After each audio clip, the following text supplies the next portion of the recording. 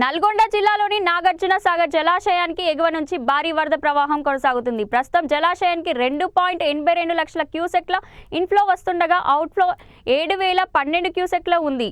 జలాశయం పూర్తి నీటి మట్టం 590 అడుగులు కాగా ప్రస్తుత నీటి మట్టం 532.5 అడుగులకు చేరింది. ప్రాజెక్ట్ పూర్తి స్థాయి నీటి నిల్వ సామర్థ్యం 312.5 టీఎంసీలు కాగా ప్రస్తుత నీటి నిల్వ సామర్థ్యం 172.87 టీఎంసీలుగా ఉంది. ప్రస్తుత నీటి నిల్వ సామర్థ్యం 172.87 టీఎంసీలుగా ఉంది.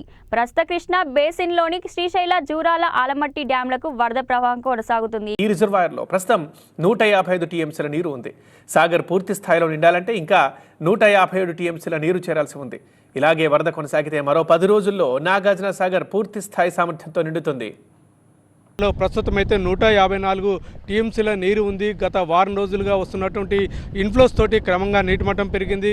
గత వారం రోజుల క్రితం నాగార్జున సాగర్ పూర్తిగా ఒట్టిపోయింది. గతంలో ఎన్నడూ లేని విధంగా 505 అడుగులకు నీటి మట్టానికి పడిపోయి దారుణంగా నీటి నిల్వ లేని పరిస్థితి అయితే కనిపించింది. కానీ గత వారం రోజులుగా ఎగువ కృష్ణా పరివాహక ప్రాంతంలో మహారాష్ట్ర, కర్ణాటక ప్రాంతాల్లో కురుస్తున్నటువంటి భారీ వర్షాలకైతే ఈ పెద్ద ఎత్తున పైన ఉన్నటువంటి ఎగువన ఉన్నటువంటి రిజర్వాయర్లు నిండడంతో నాగార్జున సాగర్ కూడా క్రమంగా ఇన్ఫ్లోస్ పెరిగాయి. దాంతో గత వారం రోజుల్లోనే దాదాపు 20 అడుగులకు పైగా నీటి మట్టానికి చేరుకుంది. దాదాపు 30 టీఎంసీల నీరు అయితే వచ్చి చేరింది.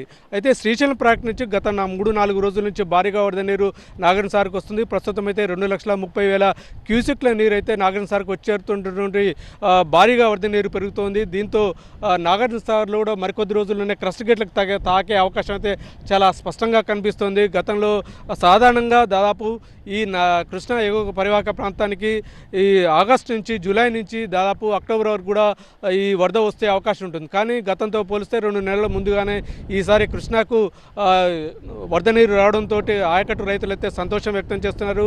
గత ఏడాది ఆశించిన స్థాయిలో వరద నీరు లేకపోవడంతో నాగార్జున సాగర్ పూర్తిగా ఒట్టిపోయింది. దీంతో ఆయకట్టు రైతులు కూడా సాగునీరు లేకపోవడంతో 2 పంటలు కూడా కోల్పోయిన పరిస్థితి అయితే కనిపిస్తూ ఉంది. మనకు అందుతున్న సమాచారం ప్రకారం